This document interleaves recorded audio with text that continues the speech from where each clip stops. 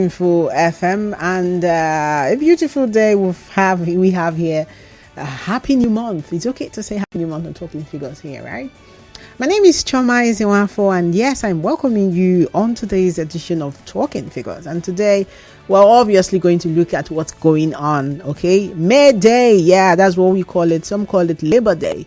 Whatever it is, it's time to look at the issues that affect workers. And on today's show, we're going to be looking at it for the private sector. Immediately, I told someone that today on the show, we're going to look at Workers' Day, but for the private sector. The person said, isn't it every time the public sector, civil servant? There are other people in this workforce. Okay, they are not only people working for the government. Do you agree with that? Anyways, on Talking Figures, we look at everything business, from entrepreneurship to every industry and everything that makes our economy matter. That's why on today's show, we're looking at those who work the engine that makes it work, the backbone of our economy, and specifically for the private sector. Of course, I do not have the data, but I know if I look closely, you'll be surprised that a huge percent, we have a higher percentage of workers in the private sector than the ones in the public sector. Not that I do not appreciate the work of everyone that works. I mean, I salute you if you wake up in the morning and you have to work. I salute you, I respect you, and today is your day, okay? So today on the show, yes, we're going to look at the issues. We had that in the news earlier, and I don't know if you listen to the news, but a lot of the workers that we spoke with talked about working longer hours. They talked about no career progression. They talked about a lot of issues when it comes to working in Nigeria. We even talked to Nigerians that work abroad. Some of them said it's not the same thing. I mean, some of them said, we like the whole master-servant relationship in Nigeria and the workplace. But abroad, you're allowed to speak your mind. And you will not be denied promotion or something just because you spoke your mind. Anyways, we'll be having this conversation in a bit. But first, Market Watch, where we look at the big stories, at least 3 big stories in the world of business. I'll just look at it, analyze it, and then I'll go introduce our guest. I brought you a professional because we'll be answering questions. If you are an employer and you have to employ, you have workers, it's interesting, and I think it's important that you pay attention because we're going to be looking at, this year's theme for Workers' Day is Workers First. So I've asked the question, is it possible to put workers first at a time like this? What's this time? We have the economic downturn. So is it possible to put the workers first and still, and not lose your mind as a business owner or not lose the essence of your business? How can that work out? That's a conversation today. And yes, you can actually send your messages if you have them. The WhatsApp number 0809-030-6416. That's a WhatsApp number. Tell me what you think about the idea of putting workers first. Whether you are a worker or you own a company or a business where you employ others, what's the possibility of that? In thinking about the success of your business, putting your workers first, have you tried it? Did it work for you? How can we work it out? How can we make it work? And then I'm going to open the phone lines at some point on the show. But first, Market Watch. Let's look at these big stories, and then we come back and look at what I would call elephant in the room.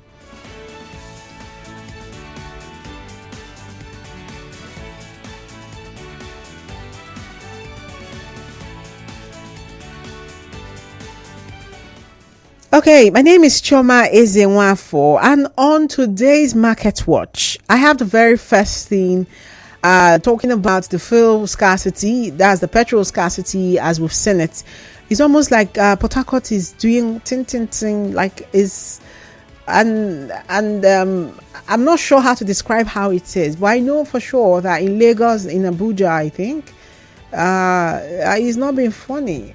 So if you're not in Port Harcourt right now, or even if you're in Port Harcourt, what's it been like for you? I mean, in case it's really affected the way you do business, you should know that the House of Representatives Committee on Petroleum Resources, Downstream and Midstream, has called on security agencies to pick up hoarders of petrol as the scarcity of products continue to challenge Nigerians nationwide. That's a story from Punch newspaper coming in right now. And if you're a business owner listening to this right now, I mean, it's something that you should find as good news, because we know that Some filling stations are not closed because they do not have product. Yes, we understand that there are challenges, right? But we find that in covering these situations, whenever they happen in Nigeria, hoarding is always in the mix. Not, I don't know, for whatsoever reason. So if you are, if your business has to rely on petroleum products, find a way around it, and perhaps see this as good news as well, that whatever it is that's happening, it's been predicted that it's going to take about 2 weeks for this to be over. But it also means that you could locate a filling station close to your business and have an understanding with them, because it's possible that there's product, but they are hoarding it because, I don't know, for whatever reason. So maybe an understanding with them could help them to at least sell to you, since you really have to rely on petroleum products, whether you're in the manufacturing sector, the transportation companies as well. I mean, how far can you go without it, right? So it's important, because what's happening right now can lead to a disruption for you. So being really active and understanding what the situation is very key. Just monitor the situation, stay on top of it. And of course, we'll always bring you all the facts here on 92.3 Nigeria Info. Now, let's look at the second story, talking about where is that now? The Minister of Works, David Umahi, says the federal government will today pay the sum of 2.7 billion naira as compensation to owners of properties demolished for the construction of the Lagos-Calabar Coastal Highway. I don't know if you follow that story. I've seen videos of those demolitions going on, and it's been really heartbreaking looking at it, especially for Landmark. I know they said it took them 6 years to build it, and in 6 days it came down. I mean, Mr. Umahi, the minister, says more compensation will be paid in the coming days.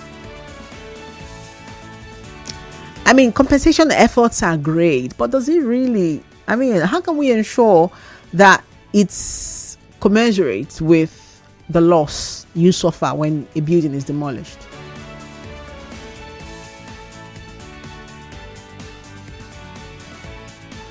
It may sound good. I mean, this looks like the government is really, putting a human face to their actions. But is it? Because property owners affected by this kind of construction, compensation could, financial support, but then there are other aspects of it. How can we ensure that it quantify, that it properly equals whatever the loss is? Because most times the loss is beyond the blocks that have come down. I mean, if it's a business area, for instance, in the case of Landmark, it was a resort center. What happens to all of the, all of your clients and customers and, the entire chain of people that make a business work?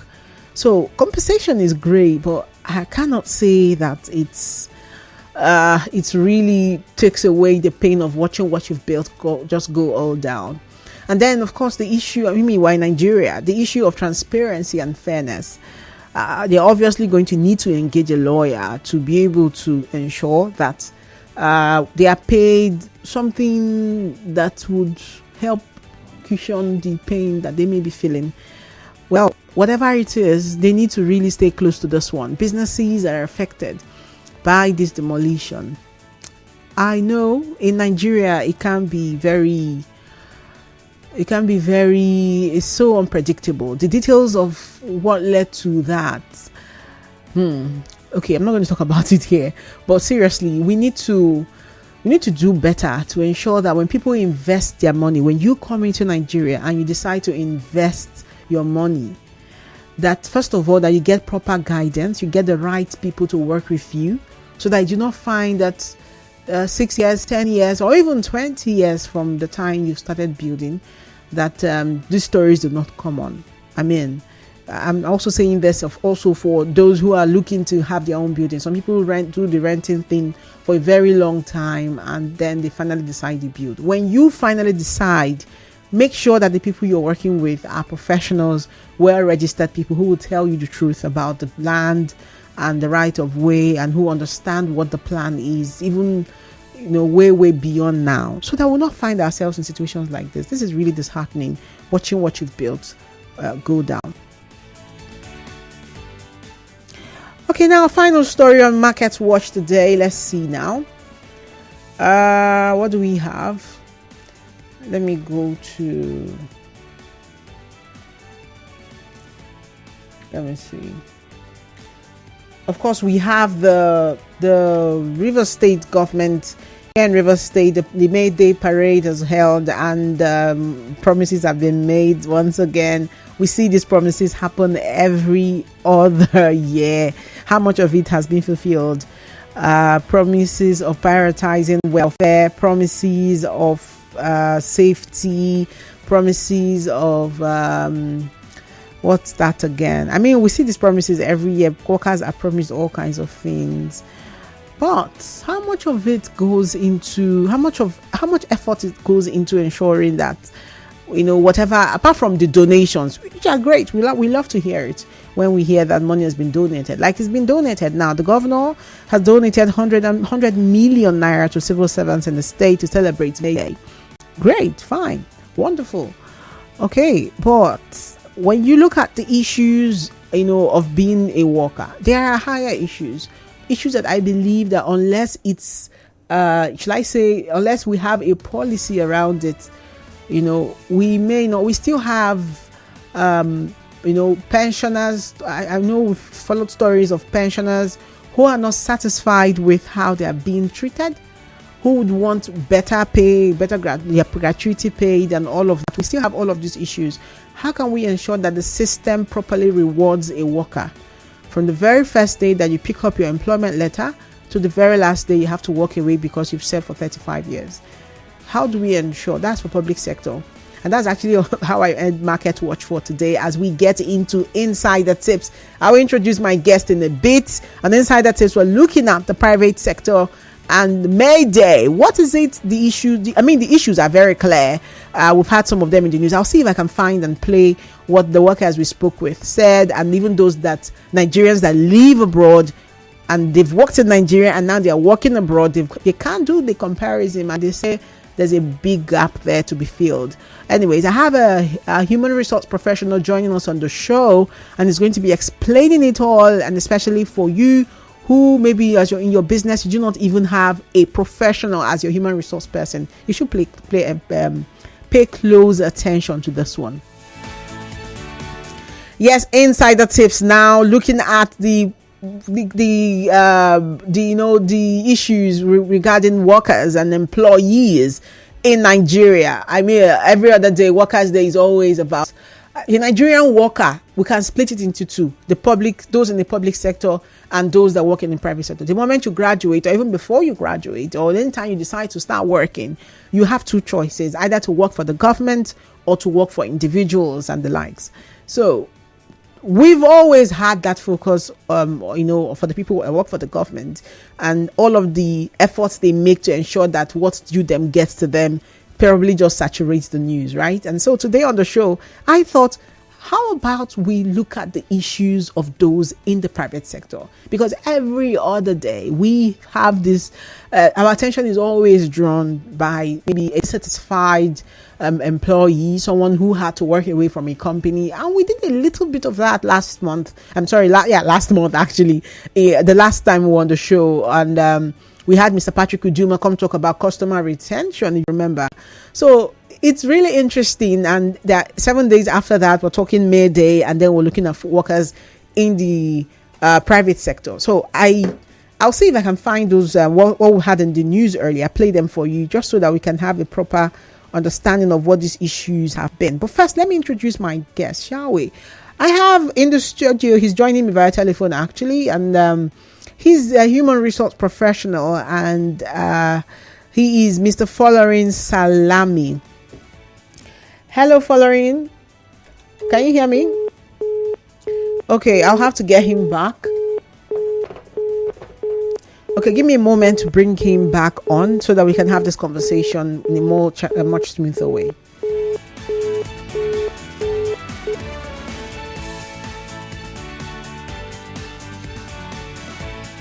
4 years ago, they told us we were consuming 60-something million. In less than 6 months, we increased it from 60-something million to 200 and something million.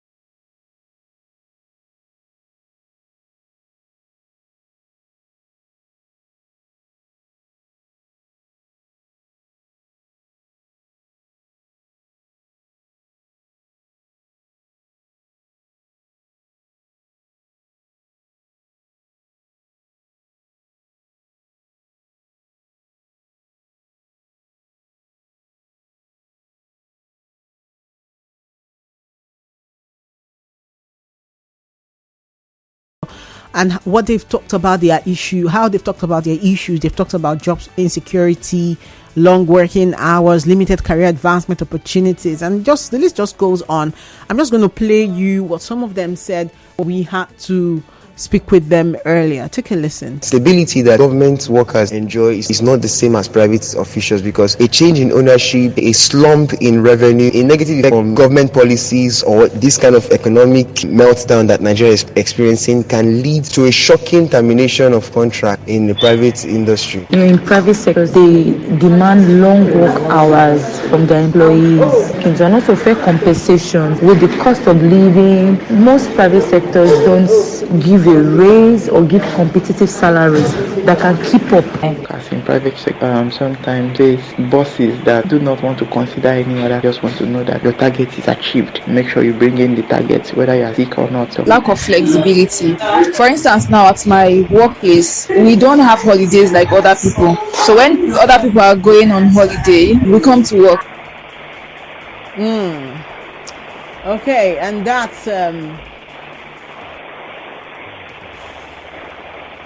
that's the reality for some workers in the private sector. You've heard it there. And so joining me right now is human resource professional Folarin Salami. Thank you for joining me. Thank you, Jama. Okay. Yes, good to hear your voice again, Folarin. It's been months. Yeah, thank you. Okay. I'm glad to be here. So, yes, yeah. Happy Workers' Day. Same to you. Happy Workers' Day. Yes. Yeah, we're here. Did you listen to the people that just spoke to us about the working in the private sector, what it feels like? Did you listen to that? Were you able to hear it? Yes. Okay. I did. So I'll just start with asking you what you think about it. Let's start from there. Yeah, I think a lot of organizations, private organizations now in Nigeria, need to understand that the earlier they start putting people first before profit, the better for them, right? A lot of organizations have this mindset of if this person is no longer interested in working with us, this person can leave, then we can hire another person. The hire and fire mentality. I think it doesn't help any organization, and no organization can thrive through that, right? So it is important that the welfare of employees is put first, and that's where work-life balance comes into play, right? Employees should be able to enjoy their work and also enjoy their time, when they are not working, right? That is very, very important. It's one of the key ingredients to, advance any organization, to scale up any organization. And there are a couple of startups in Nigeria that are getting it right in terms of, that in that area, right? That's why some of them have been able to come up with hybrid and remote work, arrangements. I know a couple of companies in Lagos that, that have both arrangements for their employees, just to make sure that they have, that balance and they enjoy work, employment with the company. Yeah. So I think it is any company that doesn't treat the employees right, or any company that places profit before people, they are doing themselves a big, disservice. Yeah. Interesting there. I like that we started on this note. I mean, the reality is clear when you say some people already know that, see, I need to see that these people are taken care of, but they do not have the capacity. Like, they have so much, they wish they can even send them to Dubai every year or something, but they do not have the capacity. So how can companies effectively balance the needs of their employees and, with the needs and the demands in businesses? That's the demands of the business. Okay, thank you for that question, right? So, making employees happy goes beyond monetary compensation, right? I always say this all the time, that when you talk about employees, being happy at work or great work-life balance, a lot of people talk about, compensation, right? It can be as little as, giving them, more time off work, you understand? Okay. I know some companies that only allow employees to go on leave for just, 10 days in a year, right? And, that's not enough. So it could be as little as maybe just providing snack at work or something like that. Not something that is not too expensive, right? It could be as little as creating an employment, a working climate that is friendly, that is not hostile, right? In fact, I know some employees, some guys who are not even asking for, monthly compensation. They are only asking for, their work to be respected. They are only asking for, their bosses to respect them. They're asking for a better working condition. They're asking for safety tools. That's the barest minimum. So before we even start talking about monetary compensation or non-monetary compensation, we should talk about the work culture, right? So if employees are happy at work, if they feel that they are being respected and they are being treated well, they will give their best. Then we now start talking about, compensations and the rest. Yeah. Okay, what are the most common challenges companies face when trying to prioritize worker well-being? In your experience, I know that you've had to manage human resource for companies. In that your experience, what have you seen to be the most the challenge when they want to prioritize worker well-being? What have you found to be those challenges? Okay, so most of the time, the challenge has always been getting the buy-in of the management. A lot of people do not understand that HR is not the owner of the organization. So employees come to HR seeking solutions. While I understand that HR has answers to some of the problems, at the same time, HR may not have answers to all the problems. Now, the HR of an organization can have all the fantastic ideas, all the great packages, in plan and everything, and that can only be executed if management buys into it and approves it. Now, let me give you an example. The staff bus issue, right? There are some organizations that, require employees to commute from far distance to work. Now, in that instance, you can, as HR can decide, let me advise management to, buy buses for staff, But not a lot of companies would agree to that because it will cost a lot of money. So one of the challenges that HR professionals face in this kind of situation is having to get management to buy into, some of these, initiatives, right? There's something in HR we call HR business case, right? The business case is you want to convince management to do this, and as you're convincing management, you're telling them that this is what it will in turn benefit the company. For example, you want to convince management to start giving employees lunch every afternoon, right? So what management wants to know is, okay, if we start giving employees lunch every afternoon, what do we gain in turn? So do you say that if we start giving them lunch, their morale is going to be boosted? What effect are we going to have on the bottom line, right? Is it going to increase our revenue? Is it going to, reduce our costs? So that's another conversation entirely, right? Yeah. So before management wants to approve any initiative that will cost some money, you understand, or some that won't even cost money, they want to know what will it benefit us? Okay, of what benefit will it be to us? And all that. So everybody's trying to gain one way or the other. Yeah. Now, how do you approach the issue of performance management? What do you recommend for companies to do what's the best way for them to approach performance management to ensure fairness and transparency? I've seen people who they do their review and on paper the person is doing well, but there are some other issues that are not captured in a review or something. What's the best approach? Okay, so I've been faced with similar situation before where we felt that line managers are not appraising their employees objectively, right? So you will find yourself in a situation where you get a complaint that, the line manager doesn't like an employee. So because of that, the employee is not, appraised in such a way that reflects the true state of their performance, for a period of time, right? So what we've been able to incorporate over time is to ensure that for any performance appraisal cycle to be turned as successful, the first thing that must happen is the employees have to get a KPI and a job description. Everybody needs to know the expectations, of the company from them, right? So because if I do not know what the company expects of me, I don't know what I will be measured on. So we need to establish flexible KPIs that are, smart, right? That's the first thing. Then another thing is to ensure that employees are placed themselves first. So as as an employee, I want to tell the organization that this is how I feel about my performance. It is not just about the line manager appraising me. The company also wants to know, so what do I feel about my performance? What if I feel that I'm performing well and my line manager feels that I'm not performing well, right? But then So again, the laziest of workers will still say that they are giving their best. Yeah, sure. So what every employee wants to call themselves I, right? Every Yeah. employee wants to, paint a picture that they are the next best thing after flying first, Yeah. and all that. So once that happens, then the line manager is going to want an appraisal. Now there's a little bit of, there's a bit of there's another area that has been added recently, which is the line 2 appraisal. Now, some years ago, we implemented that in an organization where I work, such a way that the appraisal doesn't just stop at the desk of, the direct line manager.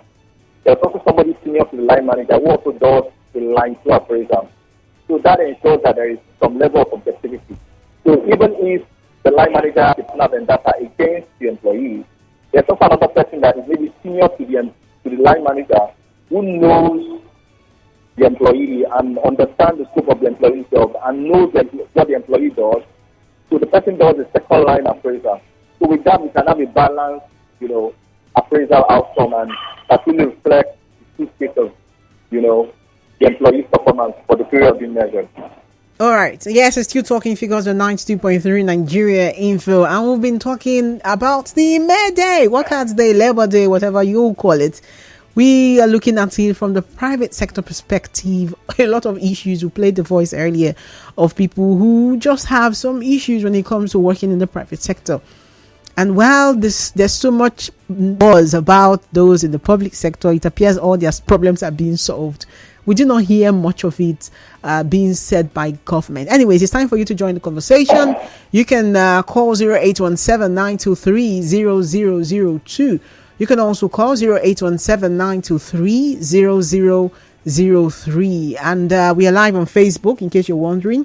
We're also live on YouTube at Nigeria Info PH. You can drop your messages as well on X, that's former Twitter, at Nigeria Info PH as well. The WhatsApp number 0809-030-6409, 030-6416. I have an HR professional joining me on the show, and we're looking at the theme of this year's Workers' Day is Workers First. And I've been asking, how can we put workers first?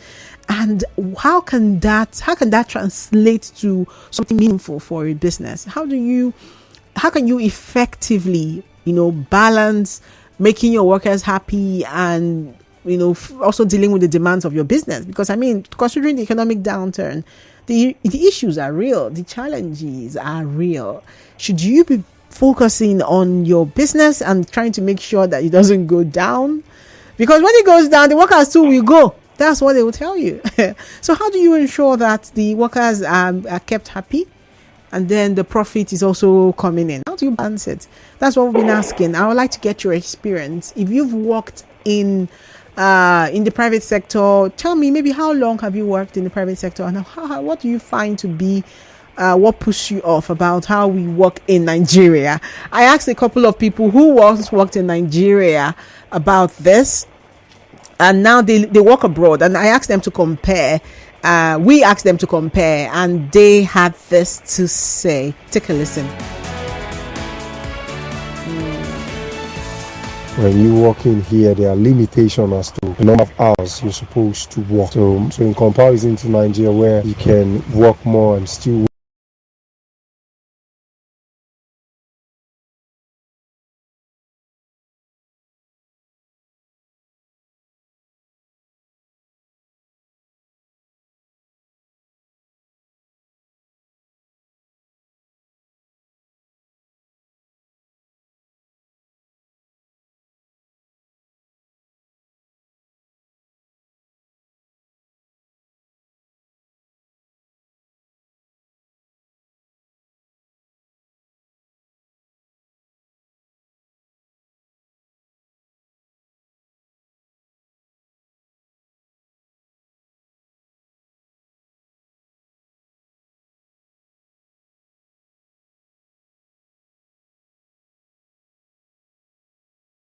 that working in Nigeria is a shaggy version that you see compared to working abroad. And they talked about how the one that really got my attention, Folarin, are you still there?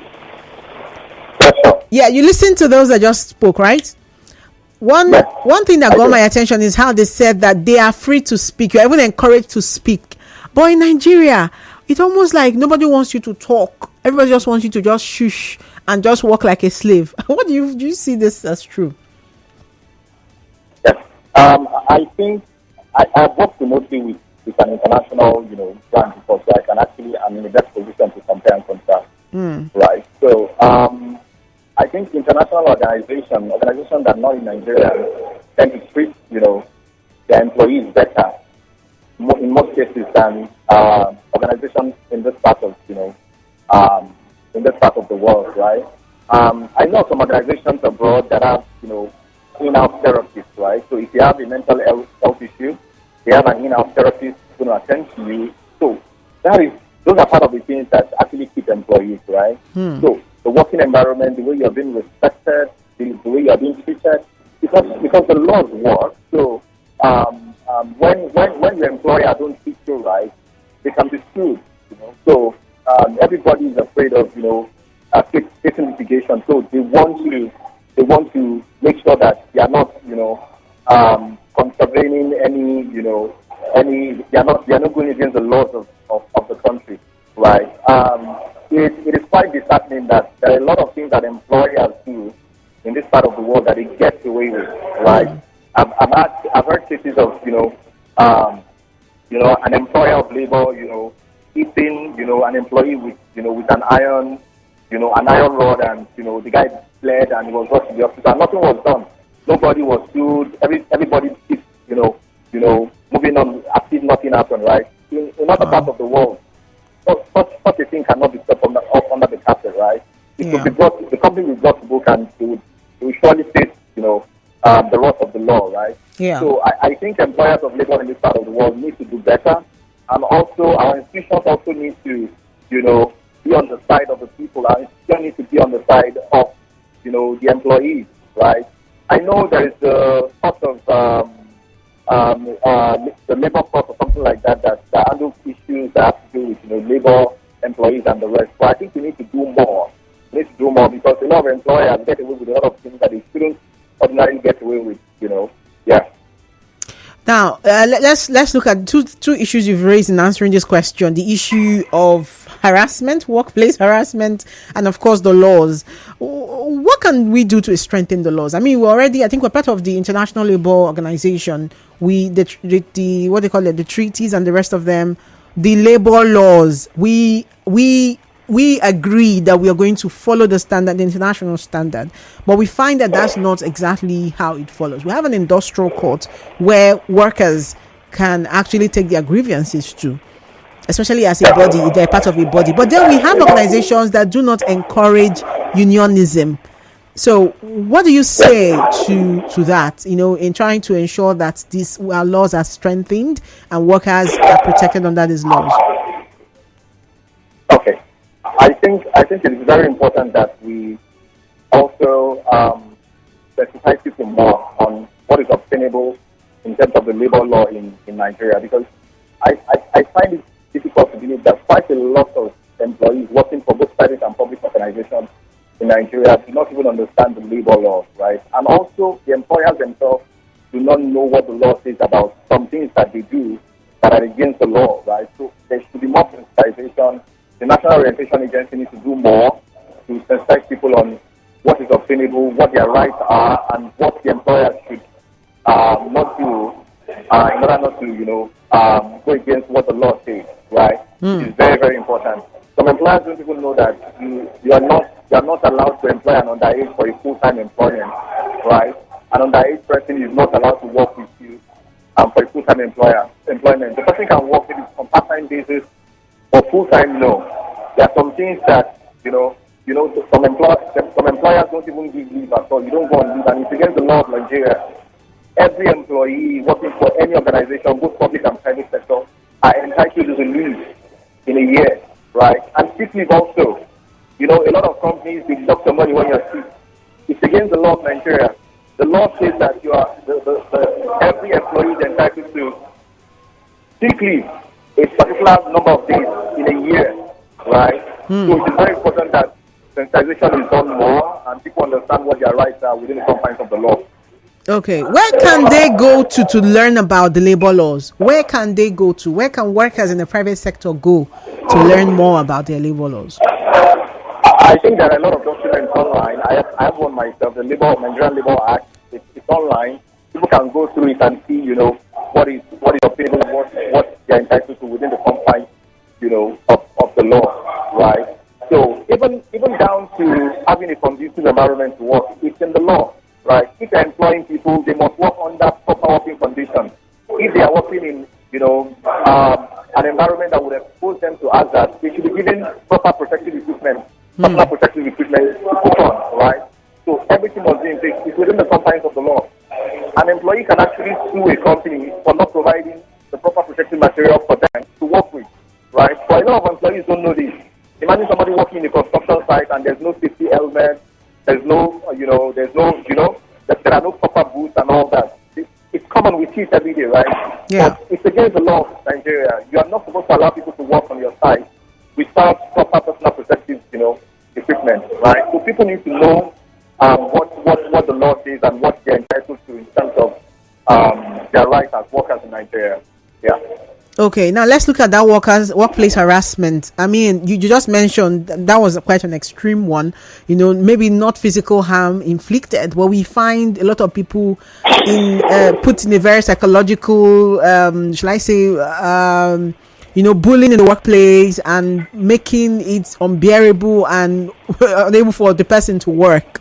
So what measures can companies take to address workplace harassment and ensure a safe and respectful environment for all employees? Okay, thank you. So I think every organization should have very strong consequences attached to workplace harassment, and it should be taken seriously, right? And I think that something-wide training should be done for for employees, to understand that there are things that are accepted within the confines, of a workplace. Understand? So there are some organizations that will not take workplace harassment, with so much, they do not take it as a huge offense. There have been reports of, workplace harassment, and they're not doing anything about it, especially when it involves a senior, or high-ranking member of the company and maybe a junior staff, right? It's always a case of the company believing the junior staff against, the senior staff. But organizations need to be intentional about this. There should be zero tolerance for workplace harassment, whether sexual or, physical harassment and the rest, or verbal harassment. There should be zero tolerance for it. And serious consequences should be attached to, harassment in the workplace. I know some organizations that if it is well established that you harass any member of, the organization, it is outright termination. There are no two ways about it. There is no suspension, nothing. It's outright termination. So these are companies that are very strict on, putting measures in place to curtail all of this, right? So companies need to be very intentional about the kind of, measures they put in place to ensure that workplace harassment doesn't have a place in the organization. That also helps to, improve the work culture of the organization. When I'm working in a place and I know that the company will not allow my line manager or a senior boss to harass me, I feel safe, I feel happy, and I feel, respected and all that. So companies need to be intentional about this. Yeah. Okay. Before I reached out to you, Folarin, to be on the show with me, I was going to have as my guest a woman who had worked for 25 years, okay, and for this company, and then she had to leave because, for 25 years, there wasn't any severance package. There wasn't any, if you were in public sector, they will give gratuity. There's so much that will be done for the person. And she talked about not getting anything. What helped her after she had to leave was her pension. Like the pension managers, there's a law in the private sector. You can go take 25% if you're able to show that you're no longer working. Okay. So that was what helped her. Unfortunately, I couldn't have her on the show anymore. We had to reschedule. I hope I can bring her maybe sometime on Talking Figures. But then I'm asking about people who've worked for a very long period of time for a company and then they have to leave. Does the law cover what it is that should be done for these people, or or if there's a disagreement, they're allowed to just leave anyhow? No packages and whatsoever. Just if you want to go take your that month salary and that's it. What's obtainable? First of all, let's know. Okay. Are you still there? Can you hear me? Yeah, I can hear you. Hello? I can hear you. I can still hear you loud and clear. I can hear you, Folarin. Hello, can you hear me? Yes, I can. I can hear you. Hello? Okay, I will have to let you go, but I want to say thank you for making time for this, because we have another can you hear me now, Folarin? Yeah, it's better now. Okay, unfortunately we're out of time. I was just told now we're out of time. I wish I would have had this conversation more. Maybe we can take another and talk about the part I just asked you. But thank you so much for making time for to be here, Folarin. It's my pleasure. Thank you very much, Mama. All right, and that's a wrap for us today on Talking Figures. And sorry if I couldn't read the messages. Okay, let me just read at least one, right? At least one, because I asked you to send the messages. I have one here. He says, "Hi Choma, please, I want your guest to explain the legality behind the doctor's staff salary as a punitive measure, especially in the private sector." Oh, I'm so sorry. I couldn't read any of those messages. Then it says, "I work in SPDC as a cleaner in real estate department. I haven't been paid my match salary. Same with other cleaners. So many issues, but we have to go. Thank you so much for being a part of the show. See you next time." Congratulations.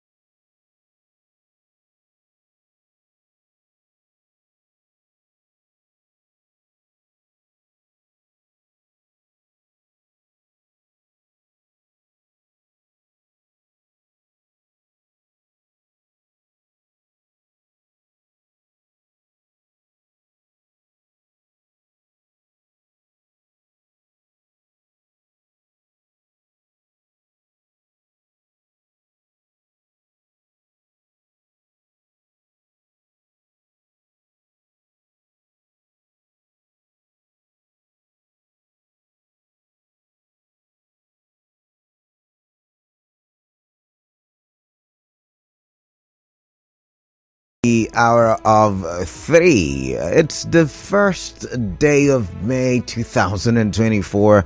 Happy holiday to you listening to 92.3 Nigeria Info. I am Kala Dakurubataba. My pleasure, always my pleasure having you on the other side of the radio. Today is the International Workers' Day, so we'll have a conversation on that briefly as we look at the big stories. But basically, I want to welcome you to another round of conversations for development. I've got quite good conversations lined up for your listening pleasure. All right, that being said, once again, I am Kalada Kurubatabo. You can watch us live on Facebook, Nigerian Info PH. You can watch us live on YouTube, Nigerian Info PH. And you can interact with us because we are active on X, Nigerian Info PH as well. All right, it's a sunny day and it's going to be a sunny conversation, I hope. And we will start with the big stories, 3 big stories. And the 4 o'clock hour, we would look at the topical issue, and it would have to do with regional politics. Yes, we'll look at regional politics. The South governors met yesterday. We'll look at the outcome of that meeting. And don't worry, I'll let the cat out of the bag eventually. The 5 o'clock hour, we would look at the JAM data from, was it Monday, where we were told, through that data we're told that 76% of candidates who sat for that exam did not make up to 200 and above. Just so you know, more than 1.9 million people wrote that exam or sat for that examination. All right, so we'll talk about that when it's the 5 o'clock hour. I do have a guest that will come in at time. Is an associate professor at the University of Port Harcourt. When time comes, I reveal his name. The 6 o'clock hour, we will do open season. We would look at our conversations for today and possible front page stories